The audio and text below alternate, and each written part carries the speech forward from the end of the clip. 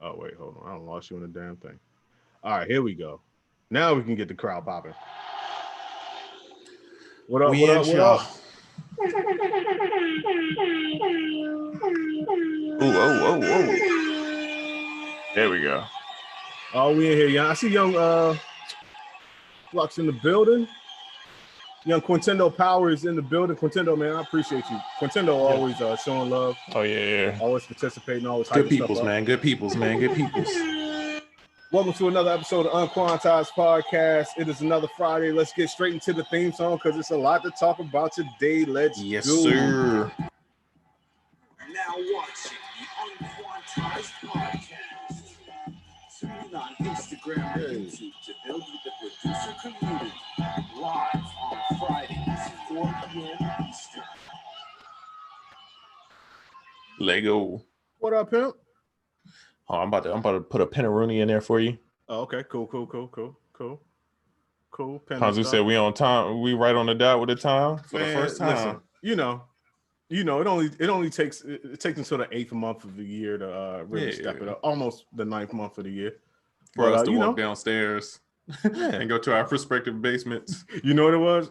Both our clocks were about 10, 15 minutes slow. Yeah. That's what it was. That's what it is. Did you make the pin? Yeah, it should be in there. I see it. See, I see Triz living in a green world. Yes, sir. Green screen shawty. I've been steadily updating my streaming setup. It's always been like a little issue that I run into. But I ordered some new routers for downstairs. Facts. Get the internet, super strong. Got all the stuff. So eventually the streaming setup is gonna be all the way at 100 soon, hopefully. Dang, nice. Baka from Cali is in here, man. Hey, young Smoking Aces, what up, bro? Smoking is another one. We're gonna talk about him a little bit later too. You know what I'm saying? High five from Sacramento. What up, bro? What up? So listen, man, how was your week, bro? 2020 is kicking my ass, bro. I want to be so productive, bro. But I ain't gonna front. I've been lazy, dog. Like I've been just not wanting to do anything. I'm doing the bare minimum to get by, and then I'm just like, all right, cool, time to chill. Nice. Yeah, hey, man. A lot of bike riding. I moved. I had to move to Airbnb yesterday, so that was like a process this week. And then I got a call for some records. So I had to go do that. But it's like if I'm not getting a call about records, I'm not making them. I probably should. I need to be more on it. I've been doing like the bare minimum with the website stuff, customer service stuff, check on everything. All right, I'm out. Yeah, I feel you on that. It's the time, man. I feel you. Yeah, hey, listen, man. It's the 2020. Blame everything on 2020. Yeah, it's the one time you can. Facts. What about you? Man, let me tell you. R.I.P. to the KRK. Damn, listen, bro. Homie. My KRK, Lefty as I call him, my KRK homie died. I don't know if he died in the middle of the night or if he died this morning. I went to go turn it on to check out some new music. No light, bro. No light. So I went, changed the fuse. In case you all do not know, your monitors most likely come with a spare fuse located up under the power socket on the back. Didn't make a difference to me. Switched them out. Didn't work. Used the other spare fuse from the other monitor to see if that worked. Nope, no nothing. Yeah. So yeah, I'm pretty sad. But those KRKs, bruh, I'm using them KRKs for about 13 years. I told Oracle, I said, them joints about 112 and speaker years. 112. Yeah, that's a fact. Yeah, them joints were old, so I can't really complain. I was mad as hell though. But there's some silver linings to it because I looked at myself this morning. I was like, yo, you're doing a hell of a complaint. Number one, these are first world problems. You know what I'm saying? If your monitor went out, man, it's people that ain't ate in a week. So first world problems, bad monitor. And I was able to just order some new monitors off the rip. So I was thankful. Ooh. You know, it was a time in my life where I would have been out the game. I don't know what I would have done to get some, to try to get some money for some new monitors. So I was able to just order them off the rip. And other silver lining, got a recommendation of what to get from Young Realistic. Ooh. So it was a good choice. Interested in knowing what those are. I'm trying to think. Do I want to just be content man and like, oh, I'll let you guys know when I get them and I show them, or should I just say what it is right now? Let us know in the chat. Or you could do both. I'm not mad at both. So inquiring minds want to know. Let's see what some folks say. Let's see. Yeah, Classic, what up, bro? Classic, what's good, bro? Sandman Griffin, what up, bro? Yeah. But yeah, man, I had a ton of sound design to do this weekend, and I still do. So I don't know what I'm gonna do. I'm about to be Headphone Jones, bro, and I hate headphones. Busy said content, man. Yeah, content man. Nah, people like, yo, tell us what it is. Content man. Damn your unboxing video. So I'll let y'all know. I ordered the PreSonus what is it? Iris E8s, the E8 EXT. Hold on, I'm looking them joints up. Yeah. Check them out. So they came highly recommended from Young Realistic. And another part of the silver lining is those are the monitors that he is currently using. And since we collab on a lot of stuff, projects, he's also my engineer and all that type of stuff. When we send mixes and stuff back and forth, minus the room differences, we're hearing them kind of equally to a point. That makes sense. So that's really dope. And I was able to get the pair for $519. Sounds like a vibe. Yeah, not mad at that at all. Yeah. Apparently they sound just as good, or if not better, than speakers that cost 2 or 3 times the same amount. So, I ain't gonna front. I love the JBLs, but I've been seeing everybody getting these boxes of Adams on the Hey, Adams, holla at your boy. I ain't gonna front. When I was a Doppler, them Adams, I love those speakers, bro. Like, I really love those Adams. So I'm not mad. I want to hear the ones you got there. I got to check them out. I never really got to play on them. So what Adams people getting? The AT, was it the ATV5s or whatever they are? Yeah. I've been seeing a lot of people post them up with them, and they sent Jay Black like a crazy box. Yeah. What I read though, or what I saw right before we got on a YouTube joint, is a comparison between the two, and people are like, yo, the PreSonus joints crushing the Adams. Damn. I've never had either, so I'll get the PreSonus joints Sunday or Monday. Knowing how things come, they'll probably be in 2 separate boxes, so I'll get one Sunday and one Monday, which is going to suck. But I'll let y'all know, man.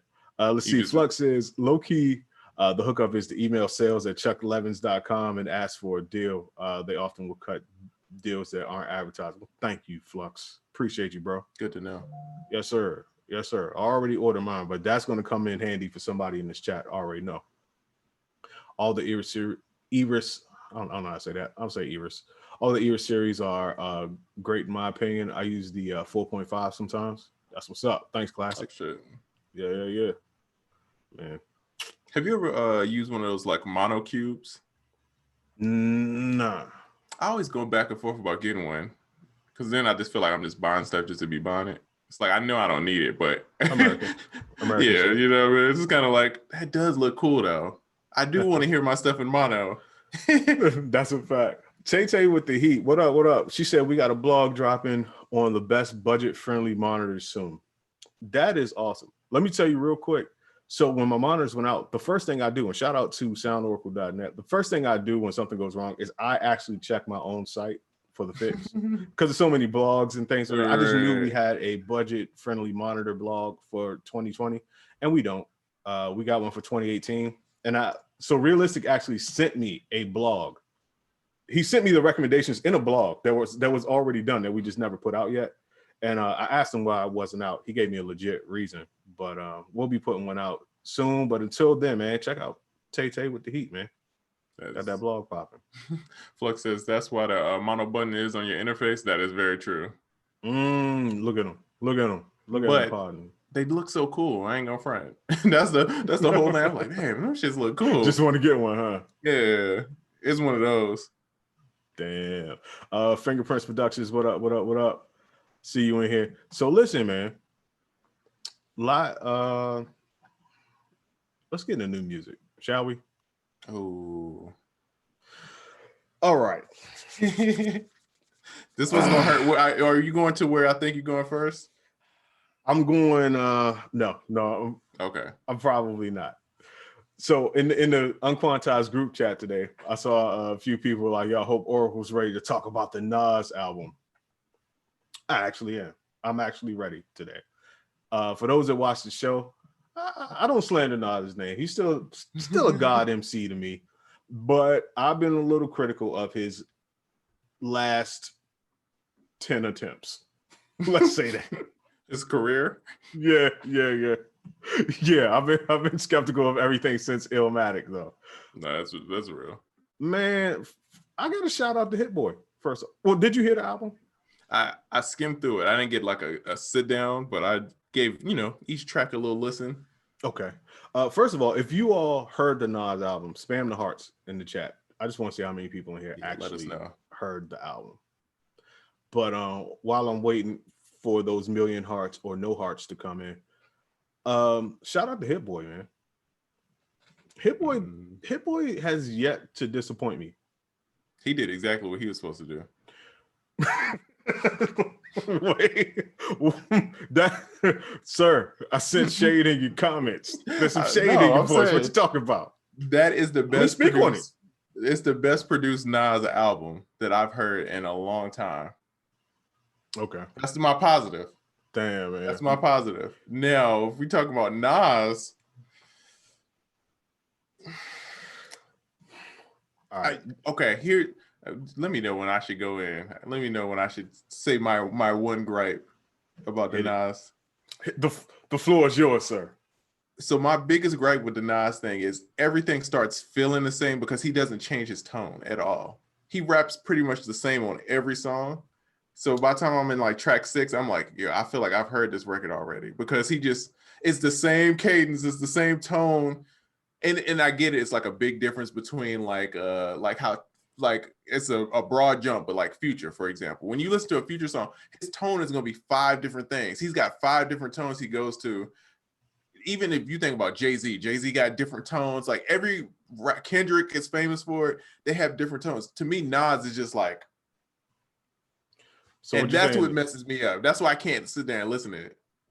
So you're saying Nas hit the mono button that Flux was talking about? He hit the monotone button?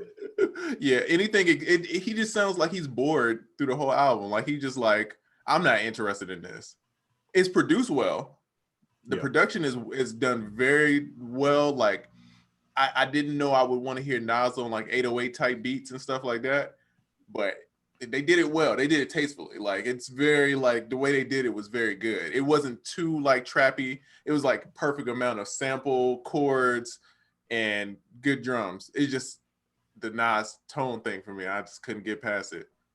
Got you. It's funny that you say that it sounds like the same song once you get to a certain point. I heard the same take from somebody earlier today, but it was for the opposite reason that you stated. You're saying it sounds like the same song because Nas is monotone on every song.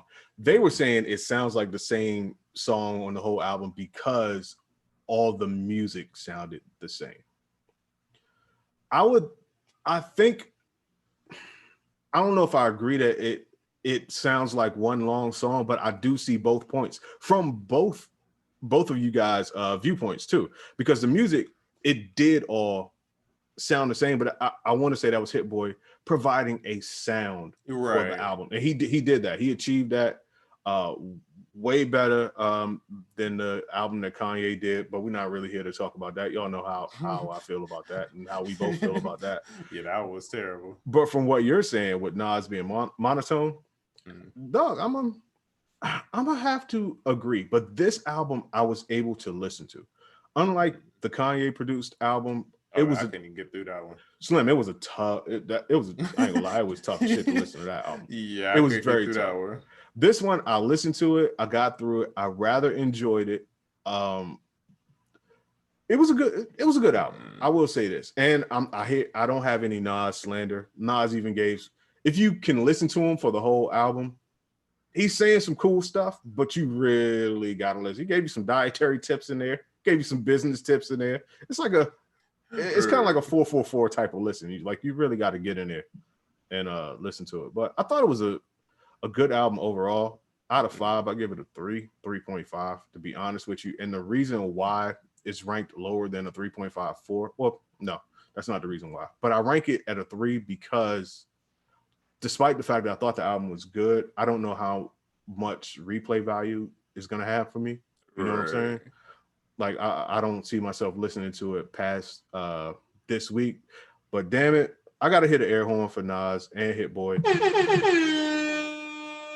Nas put out a cool album. I'm not mad. Yeah, I'm not mad. I'm not mad at it. It just went, and I had the same gripe with J. Cole on one of those albums that it felt the same. Same gripe with Brandy on one of those albums that it just everything start feeling the same because everything's the same tempo, everything's the same. And then if you rapping on the same voice on everything, it just starts becoming like it's so repetitive. You know what I mean? You got a good point, bro. Like you got a real good point. I can't even front. Yeah, I can't even front. And I'm gonna keep it so y'all don't think we're just Nas haters. I'll speak for myself. I hate this Pharrell and Jay-Z record. Wait, and let's not go. Wait, okay. wait. My bad. Wait, hold on. My bad. Son, I didn't put the vest on. I know he's gonna start shooting already. Bad. God damn. All right, hold on. Let's see what people are saying real quick. Damn, man, just a shot. He shot the whole thing. Man. Pow. Sandman said, okay, well, Sandman went into the same damn thing.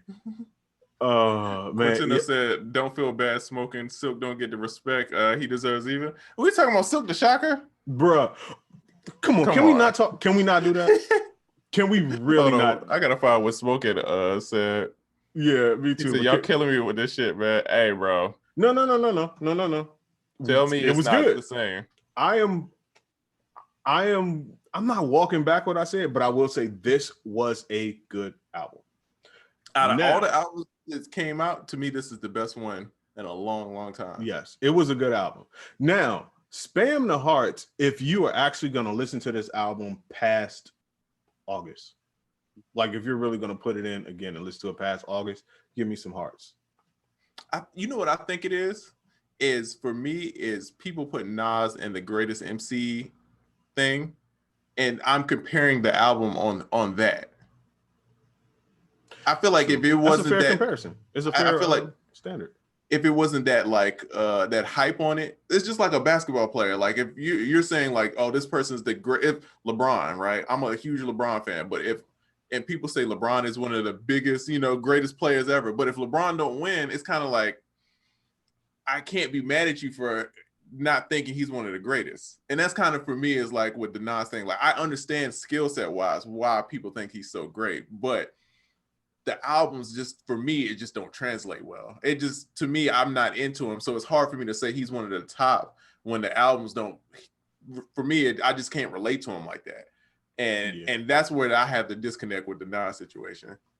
Bruh, I feel you on that on the basketball. Now, to me, it's like if you had a player that for their first season they put up 50 points a game every game, and then declined a bit every season after that.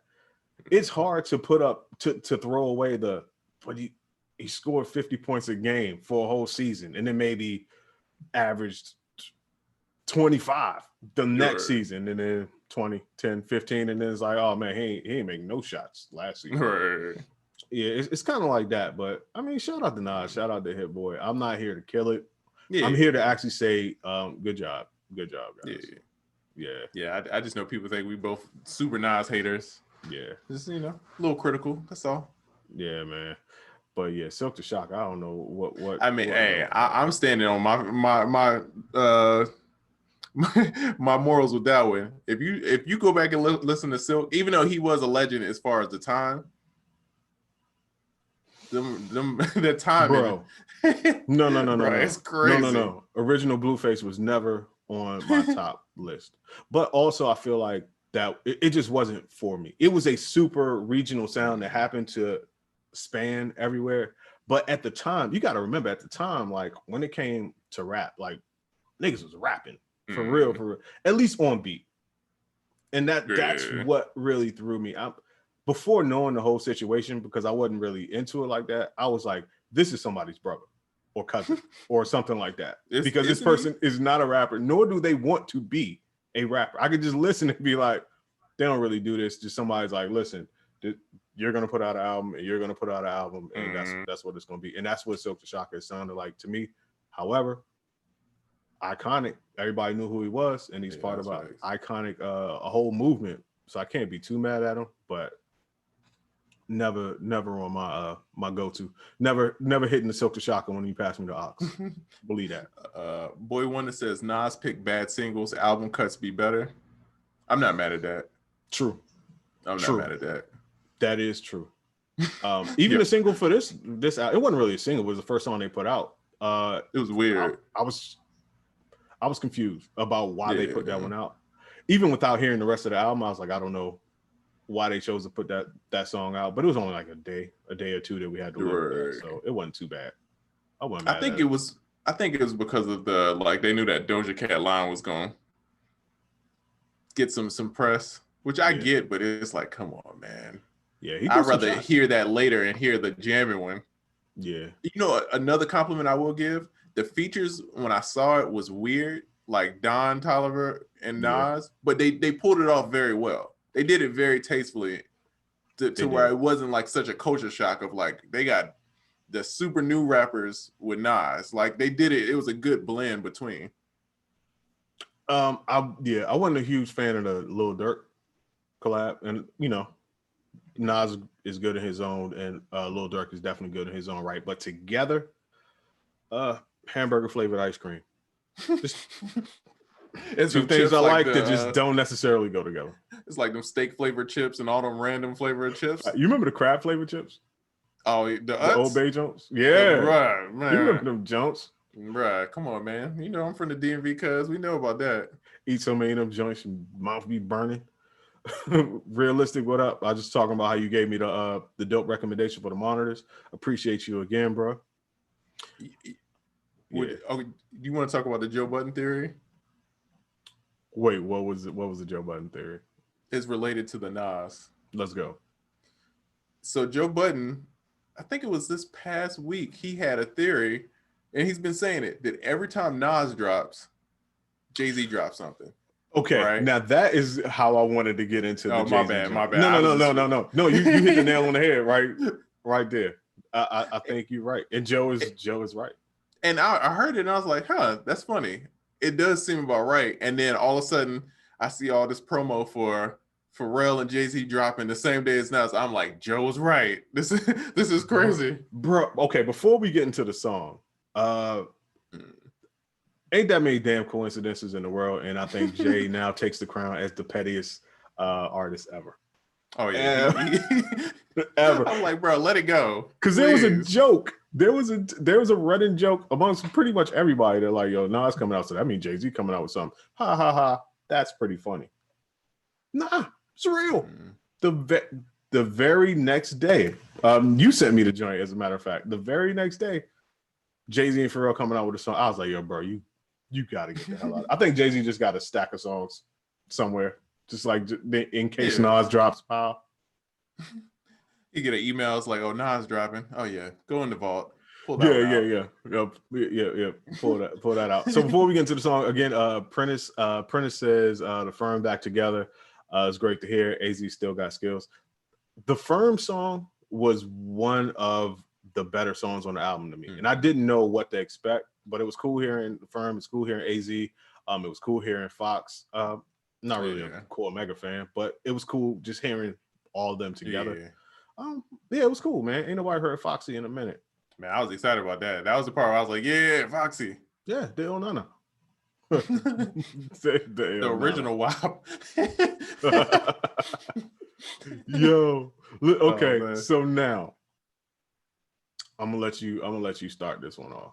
Bro, I saw Jay-Z and I saw Pharrell and I was like, this is gonna be great. This is what I need. Part 2. Here we go. Bro, I hear this record and I get it. Political climate, all this stuff going on. You want to. That's not I don't like that record at all. It's one of the ones where I listen to it once and it's like, yo, I'm cool. This is not for me. You don't like Go Black Man Go? It's just one of those. We ain't heard them together in so long, and this is like, this is the one you give us. Like, this is the one. It just felt like it was like we just giving. It just felt like this is Nas is dropping, so we're gonna put something out. That's what it felt like to me. It felt petty. It felt kind of petty. Okay, so I'll say it was good to hear Jay. Everybody know I'm a Jay fan. Stan, call me what you want. It's always good to hear Jay because I actually want to listen to what he's saying. He gave you some bars, some good life motivation bars. But overall, the song, I was just like, yeah, bro, it was tough. Nah, and I was really looking forward to that. And for real, those are two people. They kind of can't do any wrong in my eyes, and they definitely can do no wrong together. But they got close. They got close. Hey man, listen. Sometimes your Spike record don't land. Yeah, it just felt like the intention wasn't there. It wasn't for the right. I don't know. It just that one didn't land for me. When I think of like Jay-Z and Pharrell, I think of like Change Clothes, Front. Like I think of these iconic songs. They're just like, yo, these are such a vibe. They're so different. And this one just, wasn't it for me. Nah, it wasn't. I was watching Curb Your Enthusiasm the other day, and Larry David opened up a Spite store, and I feel like this was Jay-Z opening up his newest Spite store. Just like, yeah, put it next to Nas' new store right there. We're gonna be Walgreens or CVS. Let's go. Letter L said Spite Records is nasty. Bruh, it is, man. It is. Oh, shout out to Young Letter L. Got the exclusive merch. Come on, man. I mean? And he laced me up with some nice stickers and pins, which I will be wearing. Woo! You know what I mean? Appreciate it, my brother. Oh, I gotta get mine. I gotta get mine now. I'm gonna have to go to Triz's crib and steal his shirt. Hey man, I ain't trying to be out here twinsies like we was with the Beats Music shirt. Yeah, that was a dope shirt, but that was a bad moment in UnQuantized history right there. We showed up. I gotta hit Oracle before I wear certain shirts. Like, all right, you know what I mean? Yeah, we showed up at the that one event wearing like the blood and Crip versions of the shoes. That was pretty bad. Yeah, that was real. Yeah. Letter L said I was just waiting for Jay's verse, which was dope, but the song was mids. 100% accurate, sir. And when you say Jay-Z and Pharrell are putting out a song, that was misleading. It was Pharrell put out a song with Jay-Z on it. Yeah. Jay-Z was on that song for a hot 15 seconds. And y'all know I'm in the Pharrell fan club. I'm somewhere at the top. I'm in the meetings. You know what I mean? That's a fact. And this one it for me, man. I couldn't get there, man. It hurt my soul a little bit, but it's cool. You know, you can't make every shot. You know what I mean? Yeah. So I get it. Yeah. Hey, we both got a little let down today. Yeah. Damn. So this time did Nas save me from Jay-Z? Because last time Jay-Z saved me from Nas. The Carters saved me from Nas. Yeah. Did you see they dropped the sheet music? Nah, I didn't. I saw the video though. Oh, snap. Yeah, they put out a video. It was on Tidal, and it's a very Tidal-esque video where the video is not of them, it's of clips of things. And it was the video was nice. It was, a lot of Black excellence and Black history, had a lot of history facts in it. And I thought that was dope. I thought the video was actually dope. As a matter of fact, I'm going to watch it again on mute. Right. Yeah. Let's see. I know Blue Magic, give it to me, Allure, and then a brick. That is very true. Yeah. Quintino said, hit the side of the backboard joint. No bullshit, right? You hit a nigga in the stands with that jump. Bruh. Wait, Samuel Griffin said, what if Jay convinced Pharrell to drop this song? He probably did. Bruh, that joint it's tough. Nas got a leak in his thing, though. Somebody leaking these release dates a little too early, man. Right, yeah. He just got to do that Beyonce drop. Don't tell nothing. Yeah. Jay's still going to drop something. Facts. Smoker said, yeah, I heard more about the video. Yeah. I was at 137, like, where's Jay-Z? 100%, That's bro. real. I was like, man, what do you... But, hey, what do you want, man? Once again, I'm on my first world problems shit. Every time I complain about something, like first world problems. My instant music delivery system from the greatest in the world isn't up to par today. I mean, who am I to complain? We got a Jay-Z song and we got a Nas album. That's big facts. Yeah, in the grand scheme of things, we're not doing too bad, bro. We're not doing too bad. So I have. Uh-huh. Oh, go ahead. No. You sound you was about to get into it. I have a offbeat, man. You know how we offbeat in the pocket. I have a offbeat. Good, because I didn't have one. What's good? My offbeat is the people who are upset about Travis Scott not writing every part of the record. Bruh. I'm so sick of it, bro. I don't understand why people don't realize that music is a collaborative thing. If 5 producers can work on one record, what makes you think that 5 rappers don't work on one record? What makes That's you a think fact. that none of your top artists aren't getting help to create these great records? You know what I mean? And I thought it was so people were having such a fit when they heard Saha rapping on like some of the Astroworld. And he's credited on the records. It's not like it was a secret. It's like, yo, he's literally on the records. Like, you can't be up. And that's why with the Drake thing, I was like, yo, why are people tripping about this? This is like normal. Like, I guess it's just not normal to everybody, but it's just such a weird thing of people having such a fit. Like, Travis didn't write this. It takes away from. I was like, no, it don't. It's still those records are still incredible. You are absolutely right. And my thing is, people never heard of a songwriter, right? Like, we talk about songwriters all the time. You know, people that are famous songwriters. And then when you hear that somebody had a song written, you're like, how could this be? Bruh. First of all, y'all saw Kanye bought Saha. What was that Bentley truck a few years ago? Oh yeah. It ain't for nothing. It ain't because he thought Saha was a cool guy. Saha out here penning these hits. What are you talking about? And That's has nice. been for years. For years. I need people to stop overreacting to very normalized things. Like, it's a thing. Especially with rap. Like, you gotta think rap is like pulling experiences and like being able to storytell. You gonna run out of stories. Like, Usher's Confessions was about Jermaine Dupri. It wasn't even about Usher, and that was one of his biggest selling projects. You know what I'm saying? You need those stories and you need other people's input to come in. You know what I mean? And it's just like, bro, people were so tripping about it. Like, okay, Boy Wonder says DMX didn't write some of his hooks. Bro, you would be surprised of how many of these top artists. It's common. It's like a thing. Like, yeah, I wouldn't expect everybody to write everything. Yeah.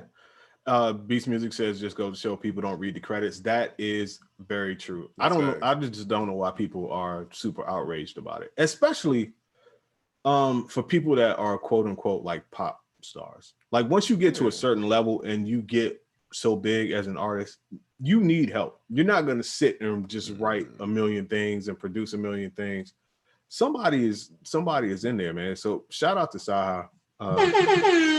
One of the greatest. I definitely want another Saha album. So I'll be waiting for that, because Saha is nice. I don't know why he doesn't have more music of his own. Probably because he's too busy writing hits for people. But yeah, Saha is nice. So I can't wait.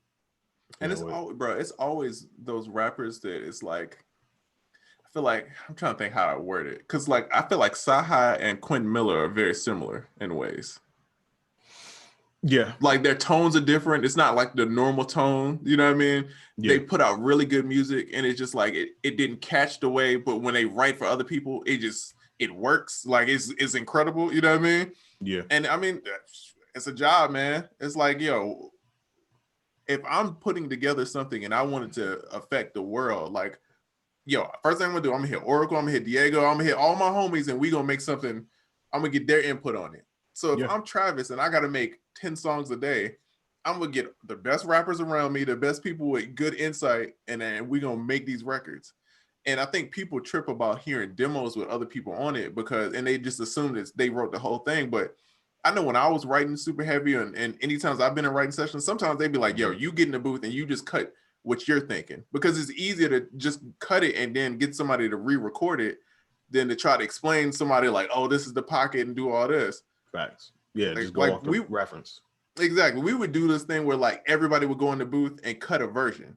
So we wouldn't listen to each other's joint, and then we would just go in the booth and then everybody do a takedown. And then we like Frankenstein it together. Like, oh, this part you did is crazy.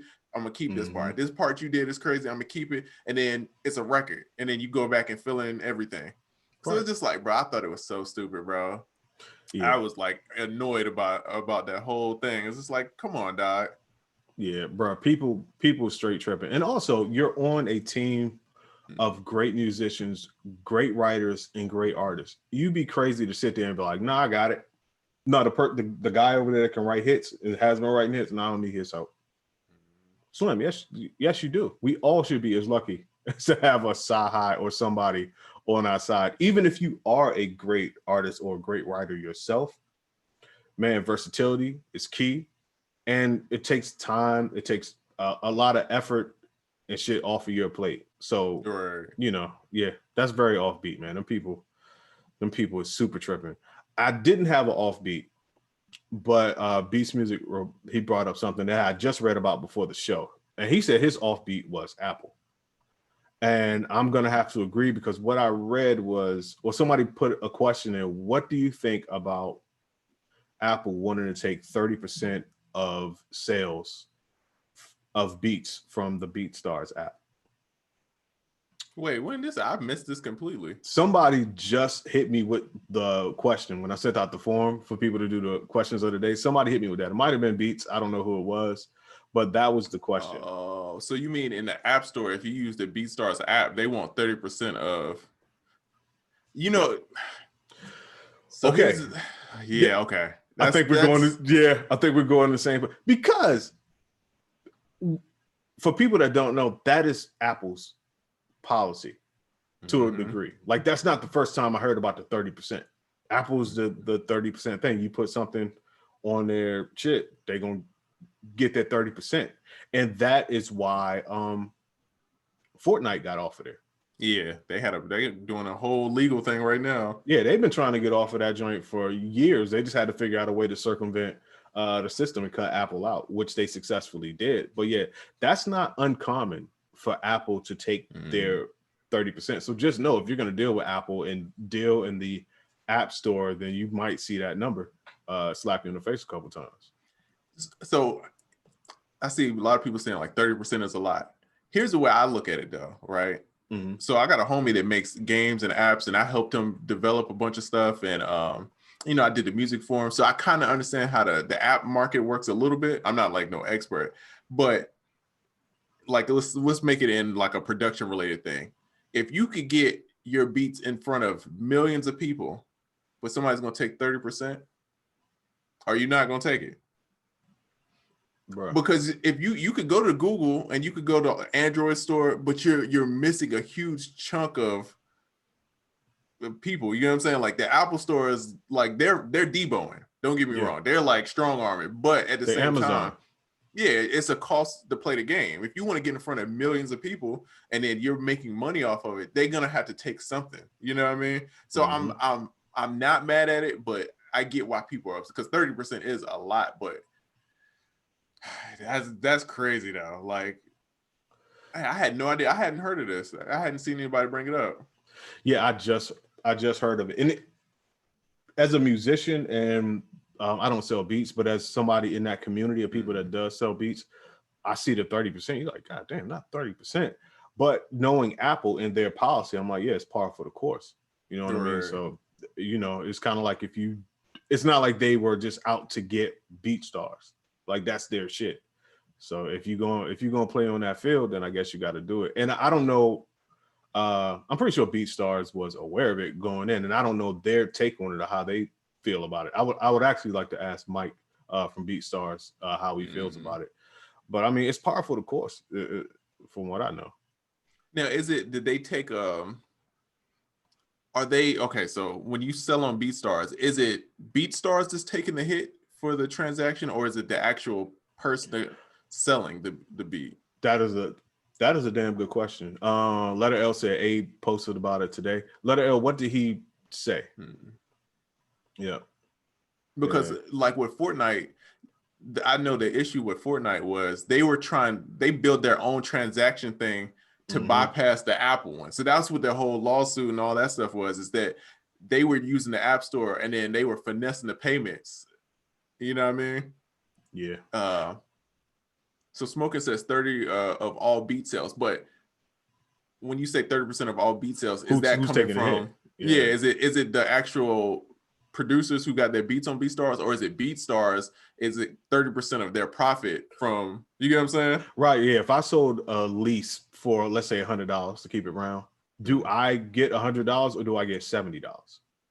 You know or what is I mean? it BeatsStars the money that they make off of the transactions and all of that? Is it 30% of that?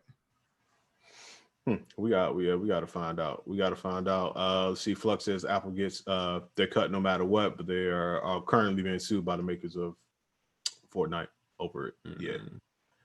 Yep. I don't know. I have to drive my customers to the website. That's a fact. That's a fact. Letter L. Yeah, I don't know, man. That's kind of crazy. So that is a little offbeat. But the person that is in violation, so to speak, that's just their standard policy. Right. So yeah, if you walk in the Fight Club, don't be mad that you got into a fight. So Letter L said it has to be us because BeatsStars takes like $2 from 100.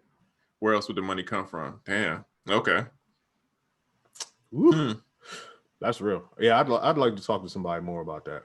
Yeah, I definitely want to know more about that. That's crazy. I mean, I get it, but then it's like, damn, that's cold-blooded. Yeah, that's a fact. So yeah, that's the offbeat. I got an in the pocket. The in the pocket is salute to Kim Kardashian and Monica for their efforts in trying to free C Murder, man. Hold on, I gotta give it up for them, man. That's noble, man. Thought. That's Say what you want about Kim K. That's a wild statement. Yeah, she's out here trying to free people. And so C Murder's been locked up since August 14th, 2009. So this will be, yeah, bro. It was 10 years last year.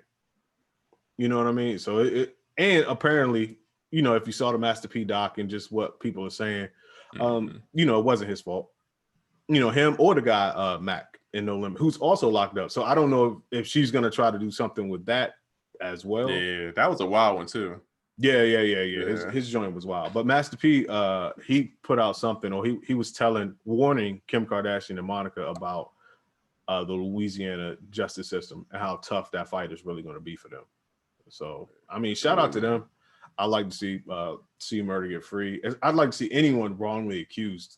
Of course, C Murder or anybody else, man. And just shout out to those two ladies for really doing their thing, really stepping it up. And like I said, say what you want about Kim K, but she's out here doing some pretty cool stuff this year, man. So shout out to them, man. Kanye was like, "Yeah, you cleared that down for blood on the leaves. I gotta return the favor." That's a fact. Young Crucial, what up, man? Crucial, what's up, bro? But yeah, man. Kim K out here, she out here killing it, man. Is Kim K the new Kanye? Maybe. Wow. Okay. Hey, this is an interesting topic. So Boy Wonder says, just a suggestion, surge of sales of Guitar Center and other music stores during the pandemic. I did not know it was a surge, but it makes sense though. Yeah, I could see that. I called Guitar Center looking for two things over the last couple months, and they just didn't have any at all in the whole region. One of them was the MPC one that I tried to get a couple times through Guitar Center. And I forgot what the second thing was, but they didn't appear to have anything in stock. And I didn't know if it was problems due to shipping because of the COVID situation or a surge in consumption due to the COVID situation. So it turns out to be the latter. So that's good. I'd rather hear that they're selling out of stuff than they're not, just don't have anything in stock. So yeah, I think it's like kind of like how bikes were, right? So like I was trying to buy a bike for the longest. I couldn't get one. And the issues was everybody started buying them because they wanted to get out the house. And then two, the building, because a lot of people got this stuff from China. So that 2-3 months where China was like shut down, it put everything behind. So that really messed up. The demand is OD crazy. And then the supply is like OD low. So I feel like it's probably one of those situations with Guitar Center. But I'm glad because I feel like Guitar Center, Sam Ash, like I don't understand how Sam Ash is still in business. Me either. Oh my God. Bro, Sam Ash is never the first place I go. It's always like Guitar Center don't got it. All right, let me go down the street. Sam Ash is like Toys R Us also. That's what they are. Toys R Us 2. TOO. Toys are them. Toys are them, right? we got toys as well, Inc. Yeah, that's what they are, bro. Yeah, Sam Ash, shout out to them, man. I don't know. Money laundering. It's kind of like was it Long John Silver's and all them? There's like, yo, if they survive the pandemic, they moving weight. Yeah, Long John Silver's. I don't know how they still around. They must be popping in like rural areas that I don't know about or something. You know, it's a whole like conspiracy about what's a mattress firm, about how they're like it's like money a front. launderer? Yeah, that's what, bro. I've seen like several YouTube videos because if you think about it, you'll see 3 or 4 of them in the same area, bro, and they all be open. And it's like, who buying mattresses like that? It ain't something that people just be buying every day. You know what I mean? And you hold on to mattresses for a long time. And it's like, bro, how many do y'all got open? So, Yeah, hey, man, shout out to Guitar Center. Listen to Rick Ross. They in the back. Boos. That's a fact. That's a fact. Yeah, so shout out to them. Oh, wait, I had one more in the pocket. The killers of Jam Master Jay have been caught. I saw that. It's been a long time coming, you know, and it's just good to see one of these things get solved. You know, we came up in an era of when rappers died. That was just it. Like, you ain't know. You just get a couple conspiracy docs. Yeah.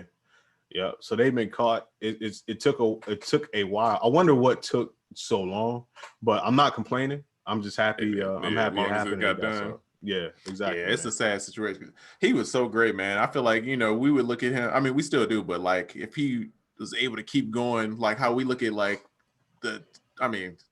we still do, but like how Jazzy Jeff and all that, like his transitions, like his skill is just like crazy. And it's dope that his son is a DJ.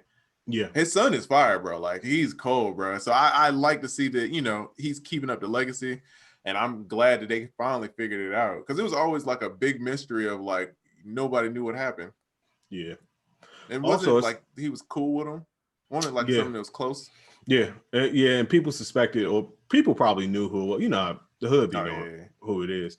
But yeah, it's always somebody close to you. And man, listen, this goes into my whole thing about I don't think it's really a big thing anymore, but that whole I never leave the hood because the hood raised me type deal. Man, get the fuck out of there. Deuces. Oh, bro. It's dangerous. Because sad things like this happen. I don't know if people I don't know what caused it, but I do know a lot of times, you know, it could be jealousy or just, you know, or you might have been into some unsavory things that you might have gotten out of if you would have moved. I don't know what the situation is, but I do know that 9 times out of 10, when I hear somebody did not leave the hood, it does not end. It's dangerous. Yeah, it's very. People don't know how to take it. People think you switching up, but it's like, yo, you're supposed to change. You're supposed to grow and be different. You know what I mean? It's like if you're doing the same things, and you know, people take it personal. So yeah, you can't ride around eating and people are hungry. People just get jealous, man. I don't know, but I'm speculating. Don't know what it was, but man, I'm just happy they were caught. Big facts. We'll see. Busy Works Beat says, do you have any guitar pedals for sound designing?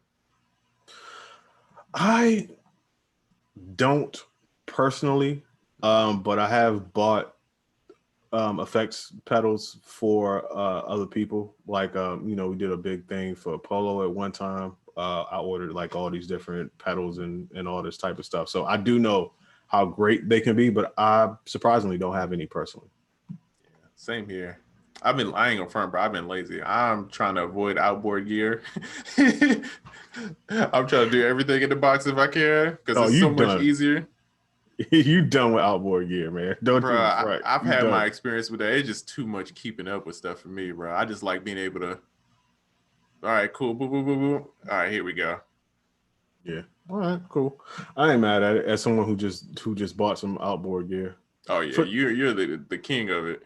For no reason. I guess if you're watching on YouTube, you can see over my shoulder the young NPC1 over there. One of the questions that we got, and I'll make this as brief as possible, was, can you tell me your honest opinion of the NPC1? I will. I think it's dope just for what it is. I mean, it's an NPC. You love the sequencer. It's compact. It's easy to use. It got, you know, all the buttons and stuff that I need on it. I would say if you are not familiar with NPCs and you want to dive in, the one is a good one to get. The only gripe I have about it is that in something that small and compact, this would have been the ultimate NPC if they would have put a battery in it, like they did the Live and the Live 2. but it don't. You got to plug it up no matter where you at. Oh, that makes sense. Yeah. So, yeah, I thought it was cool though. I got something. How much time we got in this segment?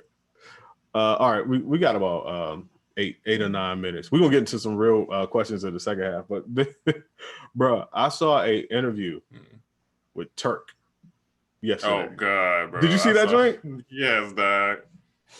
Listen, for your weekend enjoyment, if you have not, just Google, get on YouTube, search Hot Boy Turk off the porch interview. Bro, my man told stories about how him and Lil Wayne caught STDs together, how they gave them to their baby mamas, all types of dog. He talked about a lot, bro. He talked about a lot. I just feel like I don't know if you saw those girls that was talking about the Phoenix Suns. Nah, I missed that. What happened? These two girls was talking about how they slept with basically the whole basketball team on No Jumper. And I'm just like, why do people get on there and tell the stuff that they shouldn't tell on podcasts? What about podcasts make you feel so comfortable where you like, you know what I'm gonna tell? The most embarrassing story I could possibly think of.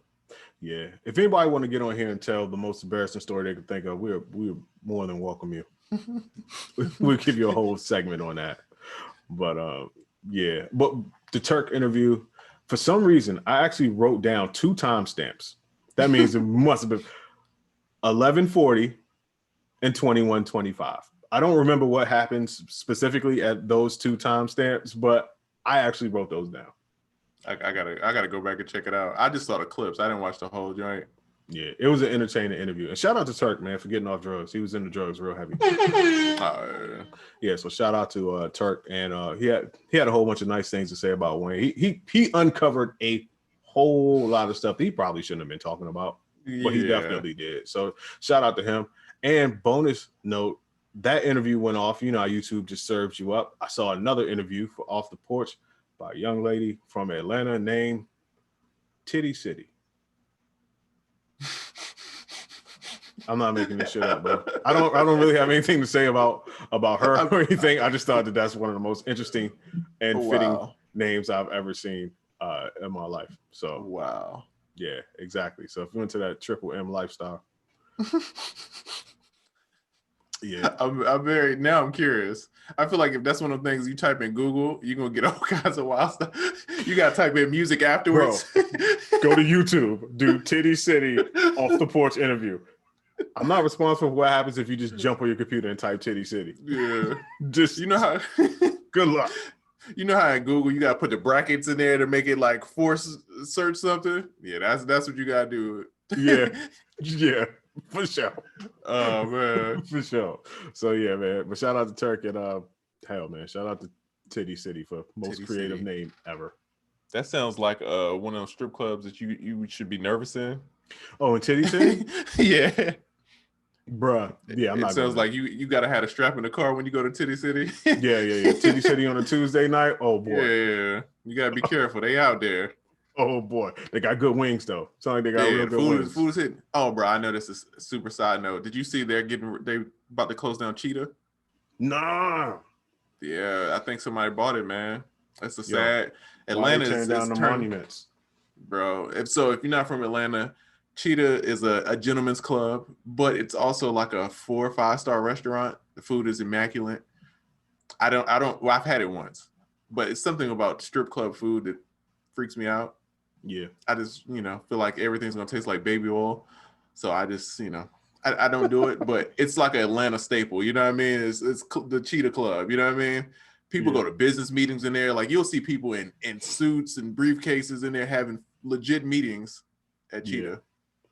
So. Wait, letter L said, I just Googled her. You can set your drink on Miss Titty City.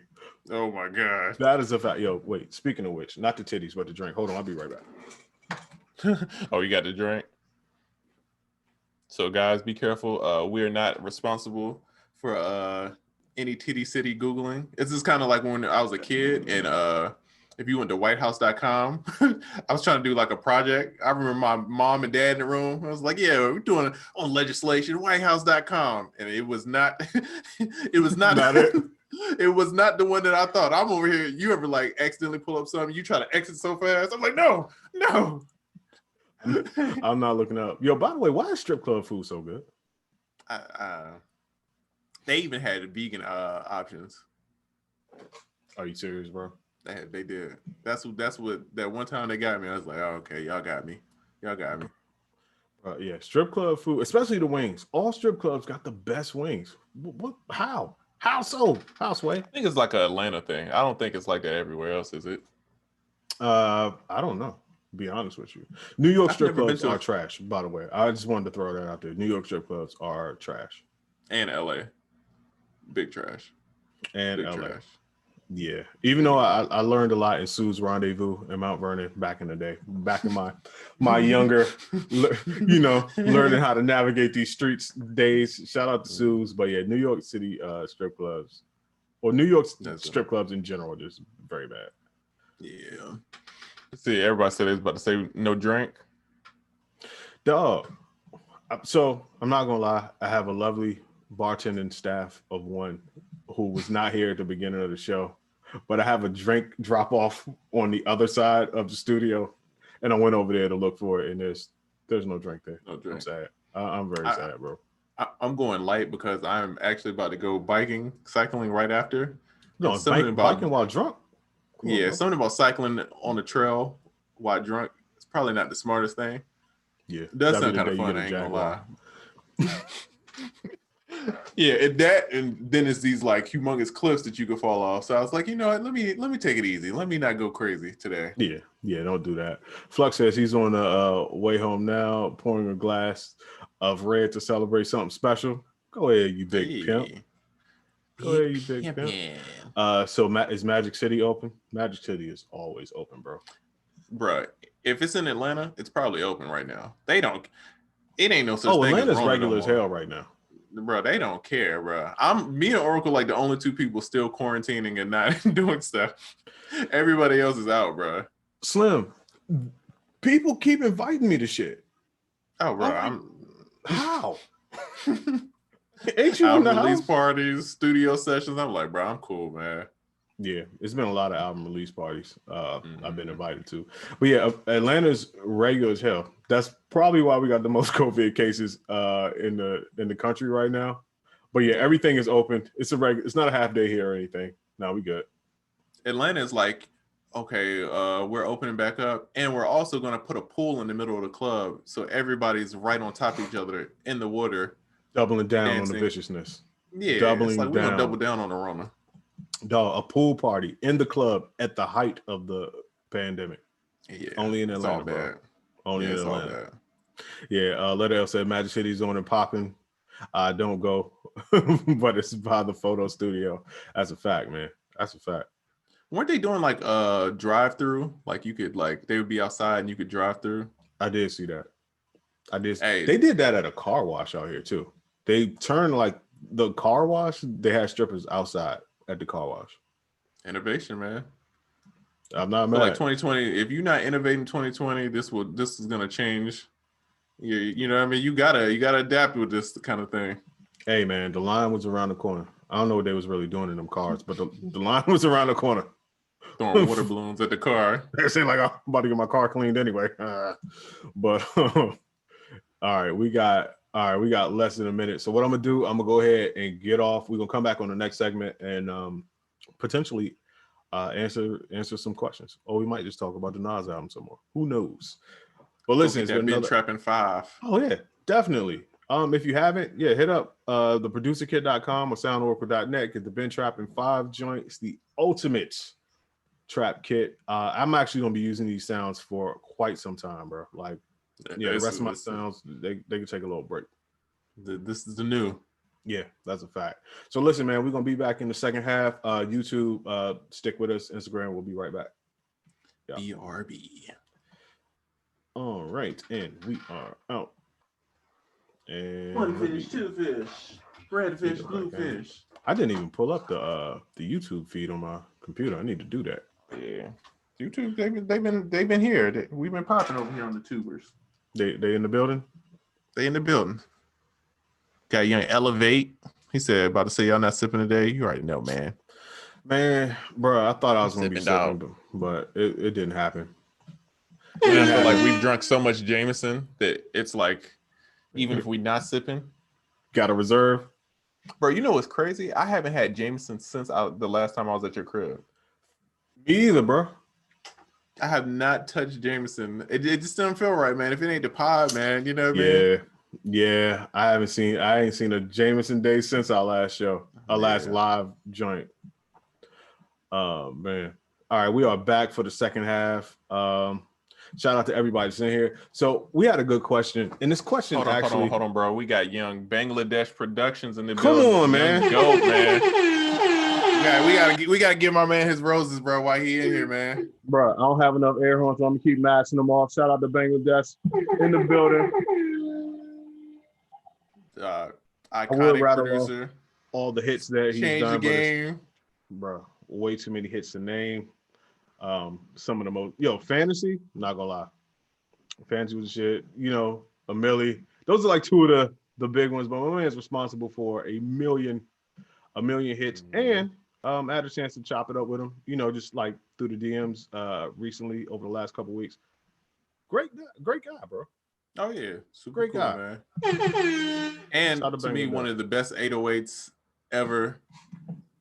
One of the best 808s ever, and how the programming, like the programming of 808s, I feel like he changed the game of how like people start thinking about 808s. So that's a fact. And I think I even mentioned this to him. When people mention the pioneers of 808s, his name does not come up as much as it should. Like he was a pioneer of how the 808s are currently used today. And not only the technique of the 808, the type of 808 that he was using was, it's just way ahead of his time, man. So yeah, big legend, big things going on, big legend in the building. Yeah, man. So I have a question. Okay. Letter L I seen this on his Instagram. I was scrolling through the stories, and he says, and I'm paraphrasing, but would you give up your hairline for a major placement? And the results I was blown away, because my first thought is, bro, I need my damn hairline, bro. Like, I'm not about to be out here looking like Alex Caruso. Damn, bro. I can get it. If you're saying you're gonna give me a placement versus that, I'd rather just work and grind to get the placement. It's other ways to get the placement besides dog. It was like 90%. I'd give up my hairline for a placement. Yo, first of all, super creative ass question. And nah, you tripping. You want that placement really bad. You could just work for it, right? Yeah, you could just email. However, on the flip side, the hairline probably gonna go anyway one day. But it don't have to be today. My thought was like, yo, you pulling up the session with the George Jefferson. You know what I mean? It's gonna be ugly. If you got that Stephen A. Smith back here at the studio sessions, you about to get clowned. They is not about to take you serious. Yo, yeah, that's a stupid as in funny ass question, bro. He said Smitty Boy started it. That seems like a Smitty Boy. Definitely. Shout out to Smitty. I can see that happening. Come on, man. That's crazy. But the answer should be no for everyone. Bro, you can just work hard to get the placement. Beats Music makes a good point. He says most of those answers were from bald heads already. If I was already bald, then it's like, all right, cool. Yeah, exactly. Like, damn, you gave your shit up for free.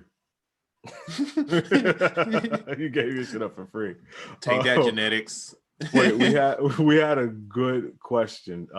Someone says, I am trying to filter out the high end of a sample, but when I use a low pass filter, I lose the guts and the feel of the sample. What can I do? This is exactly what you could do. Instead of putting a high cut filter on it, get something to lower the sample rate. The best thing that I have to do this is Decimort. Decimort is a plugin by D16. It's kind of a emulator of sorts. But anyway, they have a big knob in the middle, which is a sample rate knob. And what you could do is you could turn that down. They have a button called Images Filter. Make sure you click that, or else you're going to get a crazy ringing. But once you click the images filter, it makes everything smooth, and you can lower that sample rate, and it sounds just like you're filtering it. But what you're doing is you're just cutting out certain frequencies, so they never get sampled anyway. So you find that you maintain a lot of the guts of the sample, and you maintain a lot of the harmonics of the sample. So that is the best way to do that, man. Just get you something to lower the sample rate. Hopefully they have a filter on it so you don't get that nasty ringing. And I also believe that's the technique that 40 was known for using. Yeah, just everybody thought it was just he was filtering. Nope, it was like, sample that ain't rate, no bro. filter, shawty. Yeah. You get a much better sound than if you just use a high cut filter. Yeah, definitely. All the time. I'm a fan of that, and Decimore is my tool of choice when it comes to that. Big facts. Yes, sir. It was a question. It was in the last segment, so I'm paraphrasing. I just remembered it was one of those. It was like, oh, we need to answer this. I believe it was Smoking Aces. If I'm wrong, please forgive me.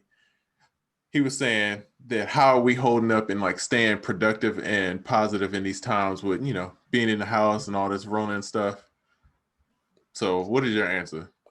My answer is just talking to people like you, talking to people like Realistic, you know, just talking to the squad, kind of making some goals, making some plans about the rest of the year, and not living so much in my head and being isolated. Even though we're living in an isolated time, now is the time really to reach out to people more than ever. And now is also the time to do as much planning as possible. You know what I mean? So that's right. Yeah, just interacting with people. I've been talking to family more. You know, it's been a lot, and it's crazy that it takes people to be isolated and for you to stay out of the streets for you to realize the people you need to connect with more, or just organically end up talking to more. So that's it, man. Just having people around me and laughing a lot. Yeah, I'm still trying to figure out the productivity part. I've been slacking on that one, but I mean, I've been just trying to do different stuff. I've been getting into like, you know, new hobbies and new activities to kind of keep my mind fresh. And I feel like that's been helping because, I mean, I feel like I talk about all the time, but I've been really cycling a lot. And I feel like that's like me having to learn something else and getting out and doing something different. When I am coming back to like making music, it's like, all right, cool. I got a fresh mind, new perspective on stuff. I had time to sit and listen to music and think and just isolate and do that one thing. So that's really been helping me. It's like I feel like I've been cooking up better when I could go off and just be kind of in a new environment, listen to music, study, and be like, oh, I didn't notice that this person was doing this with the drums. And then I learned something new and then I come back. And so that's been helping a lot. And, you know, just trying to stay sane, man. Taking breaks off social media. Yeah, that's a big thing. Do that. Because it's a lot. There's a lot going on. I ain't really hit social media until yesterday for this whole week, bro. Like, I mean, this is how we connect with you all, and this is how we run our businesses, and you know, all that type of stuff. But hey, listen, you gotta stay off this shit. You can't be on this thing 24 hours a day. It'll stress you out. Yeah, you'll start to feel weird. You'll start to act weird. It's not good. You got to take a break. Break yourself before you break yourself. Oh, we got Young Beats Music gave a gem. He says that Decimore is on Splice now. Oh shit! Is it a rent to own? Some rent to owns be clutch. I ain't gonna front because sometimes I don't be wanting to pay.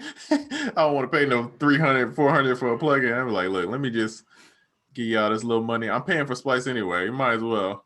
Yeah. Someone just says, I appreciate y'all show. Thanks for leaving that, man. Thank you, man. Thank you. Yep. Appreciate it. Let's see. Someone says, have you ever lost all of or some of your data /music/beats?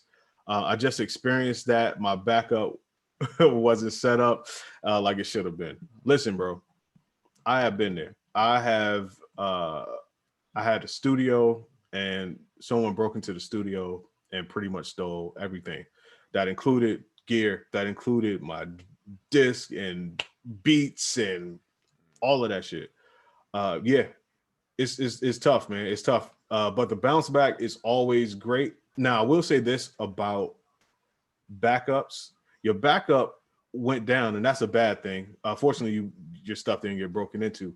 But that is why I say, when it comes to backing things up, use a cloud-based backup. You can still use your disk your hard drive backups like you normally do, but use a cloud-based backup. I use Dropbox. I said it before, like my whole Ableton library and beats and the things that I hold near and dear to my heart or that are essential to my business, I keep in Dropbox for the reason I mentioned. And also I have more than one setup. And if both computers have Dropbox on them and both of your DAW libraries point to that Dropbox folder, anything you put into that folder from one computer will go and show up on the other computer. So that basically means at any time I'm working on one computer, whatever I'm doing and saving, I can automatically pull up on the other joint. So listen, man. And also if your stuff gets stolen, your backups will get stolen with it.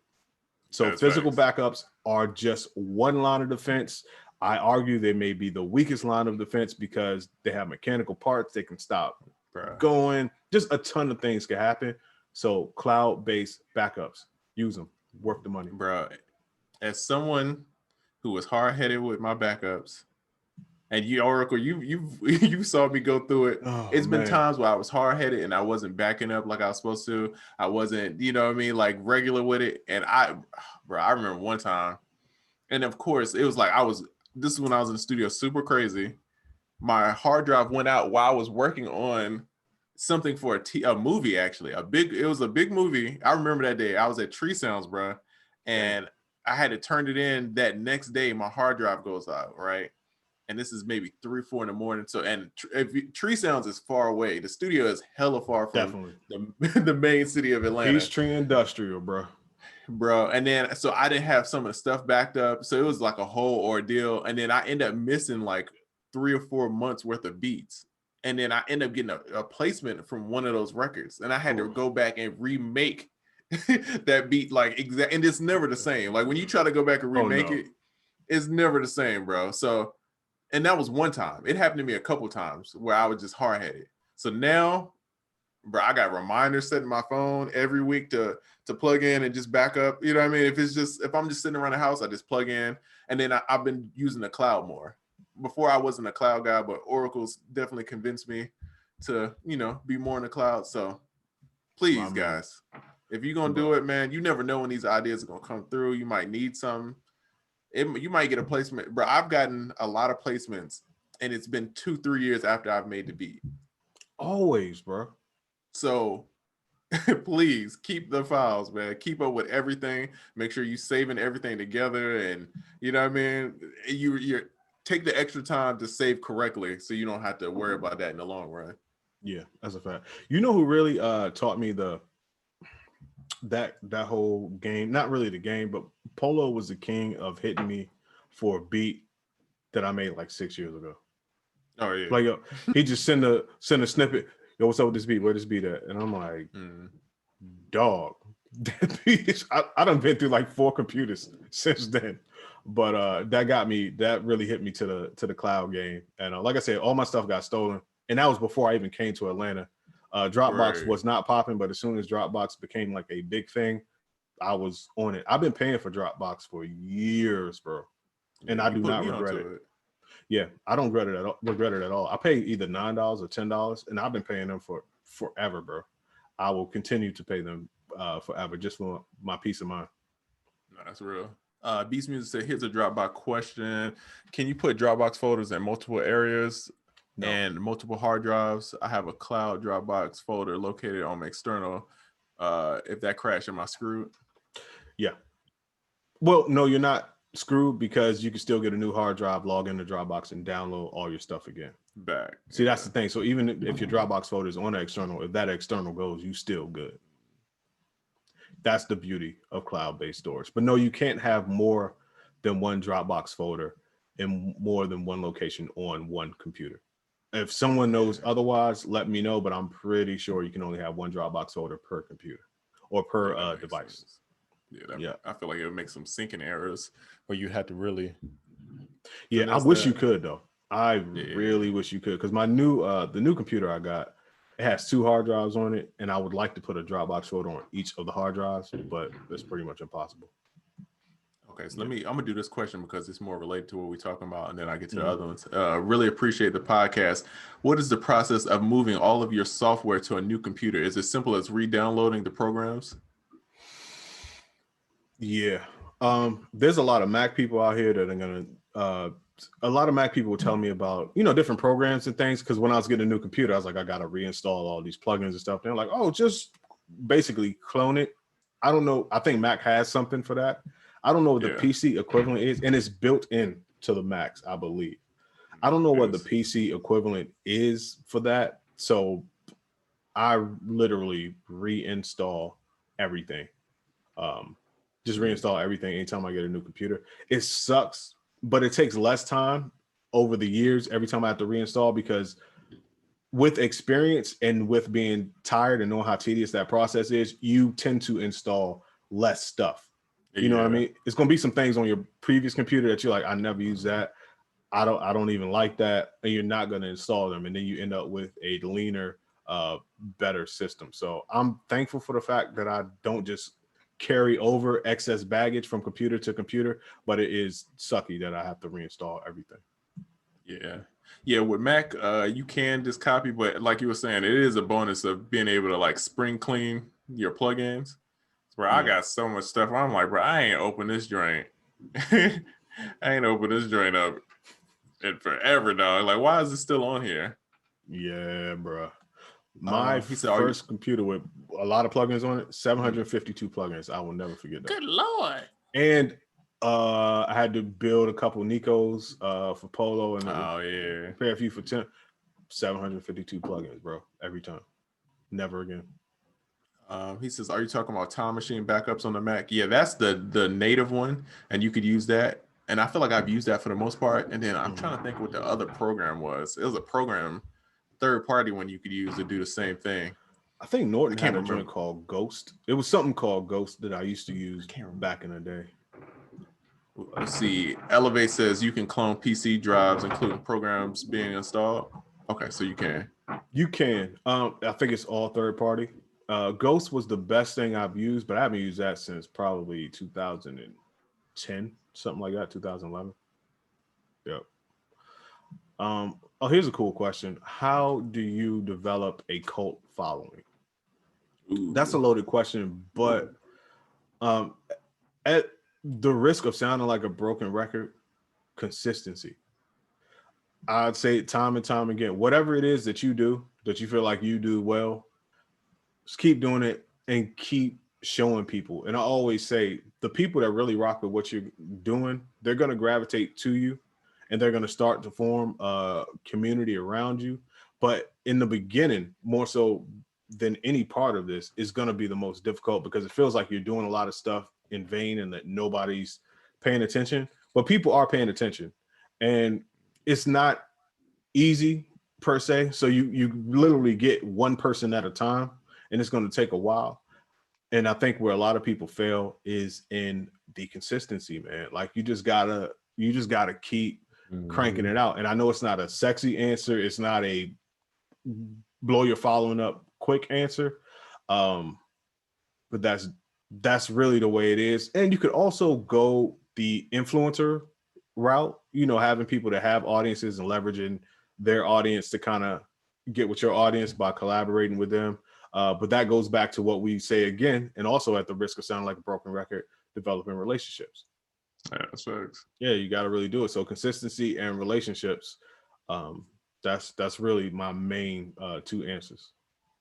And I say, man, make sure you like showing your personality. Like the difference between you and the next person is your personality, who you are. And people like people. Like it's certain people that I watch for like gaming, and it's not that they play the game better than other people. It's that I like their personality. I think they're funny. I enjoy something about it. So it's like I keep watching.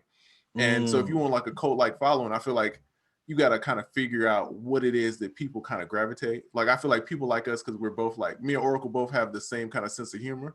We're both kind of sarcastic a little bit, you know what I mean? Like we have, yeah, you know what I mean? It's like, but I think people enjoy that kind of humor. Like they don't hear people talking about tech and production and being sarcastic like that. So I feel like us knowing that, we can lean into that, and that works towards our advantage of like, all right, cool, we're gonna keep being sarcastic and keep making these funny jokes. This like kind of next level, you know what I mean?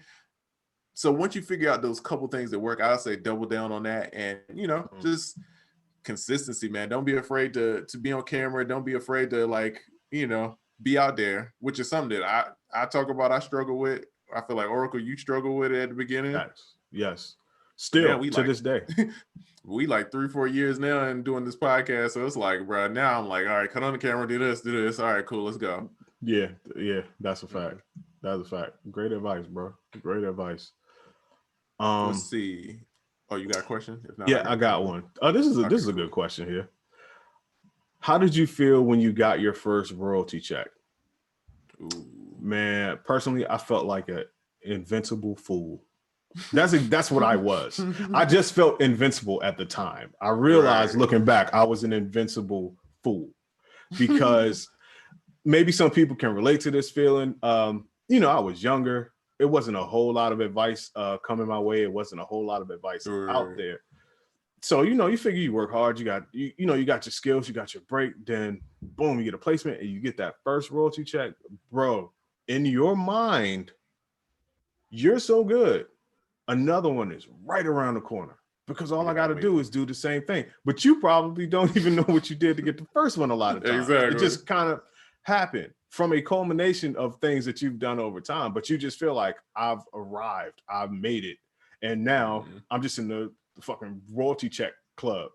Right. No, bro. So yeah, to answer your question, I felt invincible, but looking back, I was an invincible fool. When you get that first placement, first of all, if you can, stack that paper or invest it into something that's going to make you more money, or use that placement for leverage to try to get more placements. Because that's another thing that I did not do. Social media wasn't like popping like it was, but I could have hit the streets and I could have went around like, yo, I just got this placement with this person. Check out this song.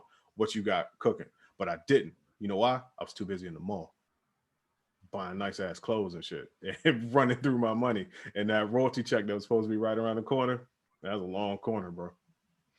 Bro, my first royalty check, my first thought was, why did this take so long to get it? And then I thought I was the shit. And then I went through that money so quick. Because what people don't tell you a lot of times is, a lot of times you get an advance, right? The advance is just a fee, like a service fee. Like, all right, you did this. Royalties, it takes a while. Like, I know it's a little quicker now, but I know at one point it was like every 6 months you would get checks.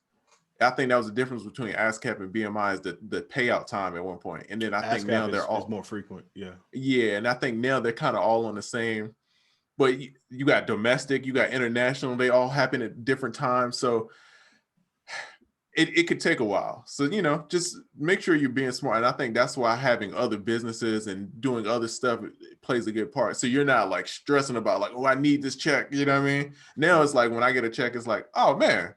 Yeah, like, all right, that's cool. Yeah. That's cool. That money's in the bank and it's gonna stay there. Yeah. And you brought up a good point. I have a rule that anytime, oh shit, hold on. Sorry. Somebody just called me. The bag. They don't know it's Friday. But I have a rule that anytime I get a check from music that I have to buy a plug-in, a piece of equipment, a plane ticket, it has to go back into it.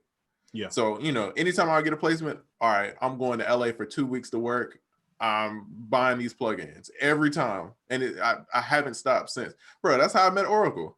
Yep. I got a check. I was like, yo, I am buying sounds. And I didn't buy like a little sounds. I bought a lot of sounds. I cashed out. Yeah, Trizzy came in with the 4-figure. He came in with immediately before we ever met in person. He did drop a 4-figure payday on me. Mm-hmm. I paid my manager, my lawyer, and then I came straight to Oracle. It's like, yo, I got a check for you. Please give me sounds. Yeah.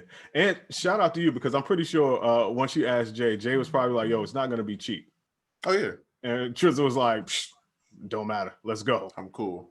Because I knew what I was going to get from it. No problem. Yeah, and I knew what I was going to get from it. I knew I was going to sound different. I knew I'd have a bunch of new ideas, coming from. So I was like, all right, cool. This is worth the investment. You know what I mean? I'm in the studio every day. I'm going to get hella stuff. And I made that probably back tenfold, you know what I mean? Of just selling beats. So, it's the same thing with like Facebook. And you got to be able to not be scared to invest. Yes. You got to put a little money in there to get it out. have a fund if you can. I have a music production fund. So anytime I get a royalty check, I'll put some of that money into a fund, and that fund goes towards things like today. I woke up, one of my monitors is completely dead. I just bought a new set of monitors Smart. immediately from that fund. You know, just various pieces of equipment that I may need or that I may want. I got the, you know, the little pot set aside for that. So, but whatever you do, when you get your first royalty check, do not run the check up. Yeah, Do not say do that. right. Yeah, please. Save it or be smart with it. I don't know who told me this, but they would like take their like advances and they would just pay up their bills for like months at a time. And I thought it was so genius. Like, I forgot who it was. They got like a pub deal and they just paid for a year. They just paid their rent, phone bill, and electric bill for like a year. So it's like, yeah, you got a year to figure it out from there. So it's not the most glamorous, it's not the fun thing to do, but you know you got a year that you could focus on what you need to focus on without stressing about. Yeah, you ain't gonna get kicked out and stuff ain't gonna get turned off. Exactly. Yeah, that's good advice, bro. That's definitely good advice. Young DJ 912, what up, bro? He says, prepping to sell a product. Should I get a Shopify store or use BeatsStars like I'm doing with my beats? One, I guess it would depend on the product. Yeah, I'm assuming it's Beats. It could be. Is it Beats? Yeah. Or is it like a sound pack? Like, what is it? Because that would determine a lot. Because one, those are gonna be two different answers. I'm not as familiar with BeatsStars as a selling platform because I've never really used it. So, you know, I feel like my answer is going to be kind of biased, but a big part of it is, what are you selling? So let us know, and then we'll come back and answer that. Yeah, that's a fact. I'll, real quick on that subject, even without knowing what you're selling, shout out to BeatsStars. If you can do both, I would say do both, because these platforms will help you out and you can get money off of you. You know, everybody knows the benefits of a BeatsStars and whatnot, but I always feel you should have your own real estate on the internet. You should have a spot on the internet that is yours. It is your domain. The whole internetual world around you can collapse and you still have a place to call your own. And most importantly, you have a place to send potential customers and other people to. Also, you get to collect customer information, and that is very important. Data is the new currency for those who don't know. So keep that in mind. Okay, so he says it's a MIDI pack and then type beat art. So I think with that, like Oracle said, you could do both. I mean, and for the exact same reasons. I mean, BeatsStars is great because my understanding is like Amazon. It's traffic going to, you could not promote and still, I mean, you would ideally want to promote as much as possible, but it's still traffic within that ecosphere. You know what I mean? So you could make something out of that. But the idea of like having your own is like incredible. Yeah. And I would say ClickFunnels is an option too, but ClickFunnels, one, you got to kind of know some stuff, and then two, it ain't the cheapest. Yeah, it ain't the cheapest. So me and Oka, bro, how many months you think we had ClickFunnels and we were losing money because we didn't know what the hell we were doing? Oh my God, at least 6 months for me. Yeah, each at least. Yeah, yeah. So with the basic plan of ClickFunnels, a wasted 6 months is a wasted $600. Yeah. Yeah, just to let you know how that works. And Shopify is really easy. Like the digital download stuff is really easy. They have apps to do all that stuff. But I've been on Shopify 10 years now. Yes. I have one of the oldest Shopify stores. No bull. One of them, not the producer kit, but another business I have is one of the oldest Shopify stores that they have that's still running. And it's great. I recommend them. Super easy to set up. You know, you don't really have to know. Yeah, cost effective. You don't really have to know a lot about web design to get a good looking store, and then you can run it off your phone. So I would do that. Yeah. Shout out to Shopify, man.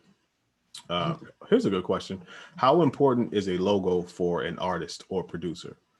I think a logo is really important. It's cool to have some type of visual representation that is not your face, because sometimes you'll need visual representation somewhere because a whole bunch of words won't do, or it may not be a word thing, and it may not be conducive to a place where you would put your face. So just having a logo that can be easily recognized or just be put into a condensed space is always going to be important. And it's branding. Your brand, you know, you should have a logo. You should have, I believe, a logo. You should probably have a tagline. You know, just the typical branding things. But I think a logo is very important because you don't want to keep taking pictures forever. And also, you might want to be 100 years old one time and not want to keep showing your face on everything. A logo is very good. Yeah. And I feel like people take you serious. It's like it's like saying, if I start a business, do I have to have a logo? Like, of course, you need a logo. You need all of this branding stuff because people aren't going to take you serious if you don't. And I feel like the same thing with you being producers. We're artists at the same time. So we need EPKs. We need, you know, logos, like colors, like brand direction, like all that stuff you want to figure out because then it makes it easy to do all this other stuff. Exactly. And for those that don't know, EPK is an electronic press kit. Yeah. So you definitely want to have that. Also, the importance, another thing is important, I think it's overlooked. Get your own domain. So you get a website, but then your email is what I mean. Because, you know, Gmail is cool, but you get taken a little more seriously when the end of your email is your business or your domain. It's pretty easy to set up. You can look at, what was it, Gmail Suite? Yeah, the Google Business Suite, right? $5 a month, I believe. I pay for that. Yeah, to get SoundOracle.net at the end of my emails. And also you can have different alias emails as well. So they can all run to one joint, but you can have various email addresses as aliases, and it really works. It works, you know, if you have staff or an assistant, like I have an assistant and she has her own email address for SoundOracle.net, but essentially it's going to run to my joint. So, you know, yeah, man. Yeah, definitely good. And you don't have to spend a lot on logos. Like, as someone who was a graphic designer at one point in my life and and doing logos, like, you don't have to spend a lot. I mean, just get started, get something that's clean, get something that looks good, small, and it looks good in one color. That's the key. That's what I'll tell you. If it looks good, small, and it looks good in one color, you got something. But how people mess up is they try to get these logos with all these colors and it's all these like little pieces in there. And then when you shrink it down, it looks terrible. And then it's like, all right, you know, it looks good big if it's blown up, but if it's small, it looks terrible. So if you could get nail those couple things, you in there. That's a fact. Good advice. Good advice. We have another question here. How do I build 808s from scratch? The easiest way, the easiest toolkit I can suggest, get you a sine wave or something that generates sine waves, which a lot of things do. I'll give some suggestions in a minute. A distortion plugin or saturator plugin, maybe some compression and some EQ. Just the basic, everything that you would put in the basic toolkit, minus reverb, of course, and a sine wave. For me, one thing that's been clutch for me creating 808s for probably at least 8 years now has been Operator. And it's it's a stock Ableton plugin. And it's so fun to create 808s in Operator. It takes a little bit of getting used to. You kind of gotta, you know, tutorial your way through it. But once you learn how to do it, man, it's a game changer. Because then you can make kicks, you can make snares. It's a ton of stuff that you can make organically, just using things like Operator, using things like white noise, you know, and combining them with other things. But once you learn the basics, oh man, sky's the limit. And that's like cooking. Like, you know how to make a basic dish, and now you can put your twist on it. Like, you can throw in a little oregano, throw in whatever. Old Bay, put it on your chips. But definitely, man, a sine wave, you know, some good distortion, some EQ. You might want to maybe use a kick as the attack on the 808 and then have it blend into the 808. It's a ton of things that you could do, but it all starts with a sine wave. I use Massive. I don't know why I still use Massive, because like Serum, I'm sure Serum does the exact same thing. But for some reason, when I'm thinking about making 808s, it's like, all right, let me use Massive. I think that's because of what I learned on. So it's just like, have they updated Massive? I haven't heard nobody talk about Massive X. Remember? They came out with Massive X they did. However many months ago. It might have been the end of last year or something like that they came out with it. I was looking at it. About it. Me either. I was looking at it, but I mean, Massive is dope, bro. I used to be, bruh. I still use it to this day. Yeah, Massive is dope, man. Shout out to them. Young Beats by J Black. What up, bro? There he is. The 13 fingers of death. It's so funny. My cousin hit me. He's like, "Yo, I think this your homie. Whatever he doing, I want to learn this." I was like, "Yo, he teaches that. He got a class for it. So let me try to link y'all together." So I'm getting him right. I'm gonna let him buy the equipment and all that. And when he's serious, I'm gonna link him and get him to take the class. That's a fact. J Black also gets the Most Improved Studio of the Year award. Oh, bro. My dog went from a home studio to I'm about to charge you $150 an hour. That's a fact. J Black's studio is the chick that didn't look that great last year, and then you took summer break and you came back to school. She came back looking real good. That's J Black's studio, bro. Hey, how you doing? Yeah. Shout out to J Black, man. For sure. Shout out to Young Trizzy too. Trizzy been going crazy with Ben Trappin 5, man. Bruh, the Trizzy track videos for Ben Trappin 5 are fire, man. He's been going crazy. And I rock with Trizzy because he will send you, he'll put it up and then he'll send us the high quality full length clip. Yes. At the same full time, body render. I'm like, oh, that's an influencer right there. He know what he's doing. Oh yeah. Yeah. He got the clip machine loaded, ready to go. Yeah, now shout out to them. Them boys is going crazy. Yeah, for sure, man. For sure. The 13 finger aliens, man. That's what they are. Elevate says, aka steroid fingers. That is facts. Steroid fingers. Yo, we've been getting we get a lot of questions, but a lot of people just wrote in to tell us that they enjoy the show and that the show is awesome. So man, thank y'all, man. Oh yeah, appreciate it. I'm glad. For sure. Make you feel good, man. Because we just be doing this, man. We enjoy coming out, streaming, talking. I just feel like we just be chilling with the homies. Yeah. Yo, in a moment of true transparency, I will say this is very therapeutic to come on here every Friday, talk to y'all, talk to my man. I know we're gonna have some good times, we're gonna laugh. But prior to the show, every week, I'm like, damn, it's Friday already. Oh, it be coming up quick. They come around fast. But once we get on air, I feel good. Like after the show every Friday, I'm great. My Friday nights are awesome because I feel so good after the show. So, man, shout out to y'all, man, for sure. Oh, this is a good question. Yeah, I want to get all the tech stuff out of the way before we got to this one. Mm-hmm. Since you were all from the DMV, what is your theory on why go-go music never made it big in the U.S.? You really want to go there? You really want to talk about this shit? Now, honestly, I don't have an answer for it. I've asked that question plenty of times myself, and even being from the area and knowing. Like my brother-in-law was in an iconic go-go band. So I should probably hit him up and ask him. But my thing is, it's just a regional sound. It seems like the originators of go-go, one of the greatest music genres in the world, wanted to keep it regional. Because think about how many times go-go actually left the DMV and put itself into other music. I mean, we could go I'm gonna go way back on you. Hitman Howie T from New York, producer, somehow came down to DC or somehow was involved with that scene, and he learned a lot about go-go and started putting it in his productions. You think about Old Salt and Pepper, Old Kid and Play, just all the older groups that Hitman Howie T produced. Like his whole sound was go-go.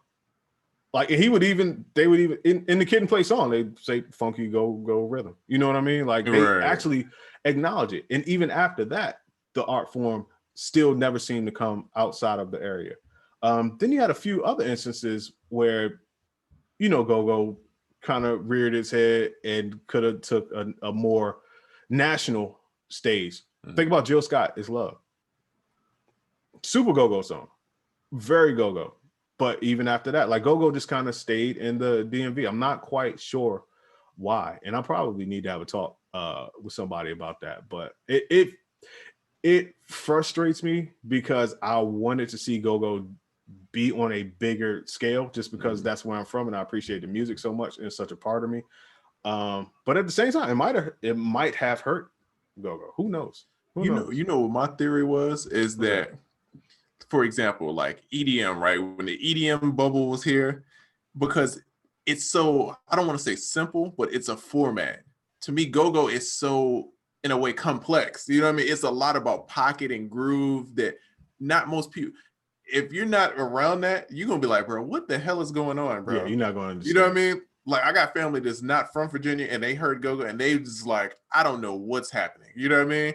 So I feel like it's one of those things that you have to understand what's going on for it to like really, because you think even about the drums, the swing on the drums is crazy. Like even knowing what drums they're using, like even if you played it for most producers, they won't know what drums those are to replicate like that sound. and congas and yeah.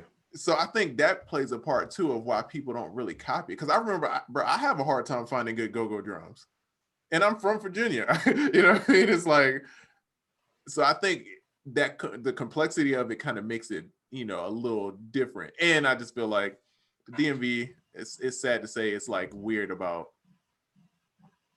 people try to keep it in, and then when people try to, like, they hated on Wale a lot, and I hated that, like, because he was doing a great job of. Oh, I just knew go-go was going to take off when Wale. Oh yeah, when I seen him have a song with Lady Gaga, I'm like, go-go was out of here. We about to, we here. Yeah, even some of his earlier songs were remakes of go-go songs, or just incorporated go-go songs that have been popular for decades in the area, but it just didn't seem to pan out. And he didn't go 100% like I'm the go-go rap artist, which I'm happy he did not, because he showed that he was just a good artist across the board. But I thought that go-go was going to kind of take off once he hit. Yeah, no, that's real. There was an unsung show on Chuck Brown and Go-Go. Haven't watched it yet, but it's on my to-do list. Oh, I gotta check that. There's a great interview on YouTube from Chuck Brown, RIP Chuck Brown, about how Go-Go started. It is a very, very interesting take. I know somebody's gonna watch it this weekend, so I'm not even gonna spoil it. Go check it out if you're so inclined. Check out the Chuck Brown interview, how Go-Go started. I just saw this comment. It's going back to the ClickFunnels. Busy said, "You know how hard it is to add a coupon on ClickFunnels, bro. Bro, you gotta have some code knowledge, bro. All that MySpace that helped me out to get through this joint, because it ain't no easy."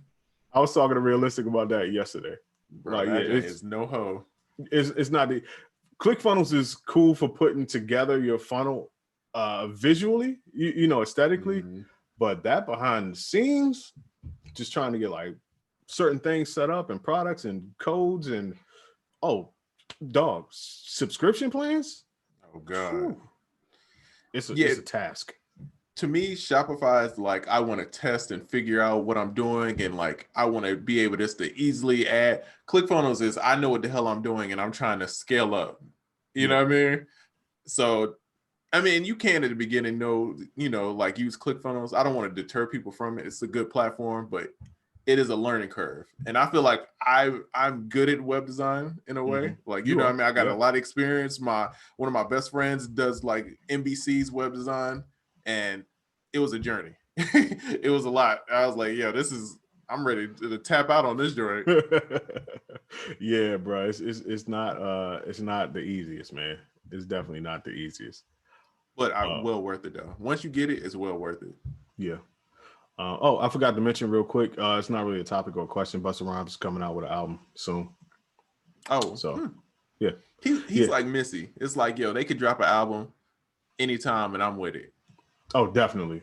And apparently it was announced by Chris Rock. I don't know what it was on, but I kept hearing about it. So that's random. Yeah. Yeah. Little promo. Chris Rock. Who else's shit did he do? Kanye, didn't he? Was it Kanye? Yep. I think it was Kanye. Yeah. So shout out to Chris Rock being down with hip hop since day one. Yeah. Yeah. I'm kind of interested. Cool. Someone says, how do you know what songs? Hold on, let me see it again.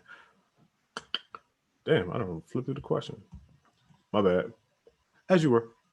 Oh, okay. So here's a question. What do you think about Arcade by Output or Captain Chords? Arcade is super dope. I am not a fan of the subscription method or the subscription thing of it. However, from a business standpoint, I get it. I think it's smart on their part as a business, but as a consumer, and it may just be because subscription things for things like plugins are in their early infant stages, so it may just take a while, something to get used to. But I'm not really a fan of that because it makes me, like I said before, question how much I use it. If I really need it, do I want to keep paying for it if I'm not using it? I don't want to think about these things. I don't want that shit even in my head about, well, how much do I use this? Is it really worth it? No, I just want to buy it. Just let me buy it. But Arcade as a company, I totally get it, bro. Like I get it. And we can move on to Captain Chords in a minute, but did you have anything to say about Arcade? It's dope. It's funny because we had a phase where we both was like, we're gonna cancel it. And then I was like, I went back and I started using it again. And then I'm like, okay, I really like this. I really like it. But yeah, I just hate the subscription thing. And they should have an option where you could buy a lifetime and just charge a little bit more. Yeah, I'm with it. Serato Studio did that, and I thought that was genius. And what's the 803 Music Group? He said, doesn't it stop working if you stop the subscription? I never stopped it, so I believe so. But if you're not even connected to the internet, it's a wrap. You can't even open it. That was the other thing that crazy. I hated, bro. Yeah. I'm like, bro, come on, dog. I'm on the plane. I'm trying to make beats. I gotta connect to the random go-go Wi-Fi joint. You know how shaky that joint be. Trying to load up a patch. I'm like, come on, dog. That joint's like, nah, you gotta wait till we get over Arizona for that pimp. Yeah, but that's another reason too. If you're gonna cancel, make sure you flatten them joints. Yeah, you ain't that audio plays. Elevate says exactly. I cancel for that reason. Yeah. And I'm mad because I know eventually I'm going to go back and I'm going to get it again. And maybe I'll even cancel it again. And I almost feel like a hypocrite because there may be a time in the future where I will offer some type of subscription. Probably not for a plugin, but maybe for something. So like I said, from a business standpoint, I totally get it. But as a consumer, maybe it's just the fact that it's a plugin. Now, if it was a service, subscription for a service is a little more understandable because that's more like normal. But I'm just not used to this subscription plugin shit. But yeah, no, I feel it. Taking nothing from Output or Arcade, it is amazing.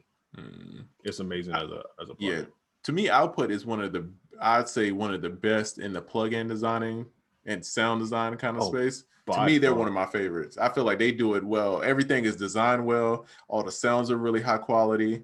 Like I haven't been graphics are amazing. Really. Yeah, I don't think I've been disappointed by anything they've made. Everything that they've made and I'm like, I use this a lot. Yeah. Output is one of, if not the best plugin company out right now. And it's not like they're overlooked or not mentioned enough. People know. And I think it's good that they're getting their credit from everybody. Now, the second half of that question was, what do you think about, is it Captain Chords or Captain Plugins? Which one did they ask about? I think, we could just bundle them all of them. Captain Picard, Captain Morgan. Speaking of Captain Morgan, hold on one second. This is not happening today. This is not going to happen. Thanks, man. Silver Boys. Man, okay. Captain Plugins. I'll be honest with you, bro. In theory, I was super excited. I bought Captain, it comes in a bundle. I bought the bundle ASAP, early. However, even when I'm using it, I feel like I'm doing a lot, but the result is just not it, bro. It's not as usable as it seems. And then you got the Captain chords, and then you can load up the Captain melody, and they talk to each other. Brilliant. That is awesome. Then you got Captain Deep that provides the bass line, and it talks to Captain chords and Captain melody. Brilliant. However, the result I get at the end of that, not it, bro. Not it. Like, for me, it's like, you ever watch like MTV and it's like those random background beats that be in the back that sound like kind of like another song, but it's not. Yeah. That's what, if I wanted to make a bunch of those, that's what I would use. That's what it like. It just gives me a generic, no soul, no, like, you can't really freak the MIDI in there. I was mad I bought it. And it's crazy because I saw today updated or something, and I bought it, and I was going to log in and see if I could use it again, and I can't even find, for some reason I can't get in access to my joint, and and I don't even care now. It's just kind of like, bro, this joint is kind of trash. I'm never gonna use this again. Yeah. So it's I don't know. So, I built my own Captain cores in A1 type deal, and it works way better. It gives me way better results. So in theory, man, shout out to them. Good idea, but just to me, it's not usable. And then they came out with Captain Beat. I ain't even try that shit. I'm done. Oh yeah, I'm cool. I'm super. I kind of heard. I think you can only use the sounds that come with it. Number one. Correct me if I'm wrong, but I think you can only use the drums that come in that joint.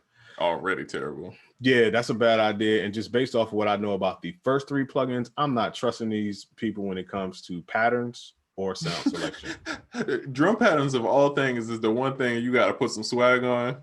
Yeah. And if they can't get the melodies with some swag on it, like, I'm super cool. Everything I've ever done in Captain Chorus came out cardboard flavor. And I wasn't just not a fan, bro. I wish it was better. No seasoning. None, bro. I would recommend Scalar. Scalar is good. Cthulhu is good. Scalar is way better. Oh my god.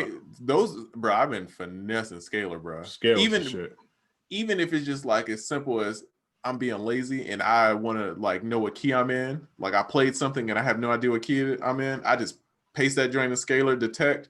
Cool, I'm in this, and just kind of use it like that. A lot of times that's what I use it for. Yep. But yeah, it comes in clutch. To me, you'll get a better bang for your buck from those. Who makes Scalar? Plugin Boutique. Oh, okay, yeah. I'm not mad at them too. They do good work. Yeah, yep. Shout out to them. And they got rent to own and all that type of stuff too. They make a bunch of dope plugins. I haven't been on it. I'm shopping for plugins. I'm gonna buy some plugins this weekend. So if y'all guys got some recommendation, preferably stuff to make ratchet trap without corny synths and stuff like that. Yeah. You know what I need to check out is what's homeboy name, man? He got that plugin. Golly, my best friend Jacob. Yeah. Shout out to him, man. I think I'm gonna check that out this weekend. I think I'm gonna get into that. And then what's the other one? Is it Drip? The one I got that. I think I might check those out. I was looking at those. You know what's funny? I meant to talk about Drip on this show probably for the last 2 weeks. I bought that joint at least 2 or 3 weeks ago. Okay. Amazing.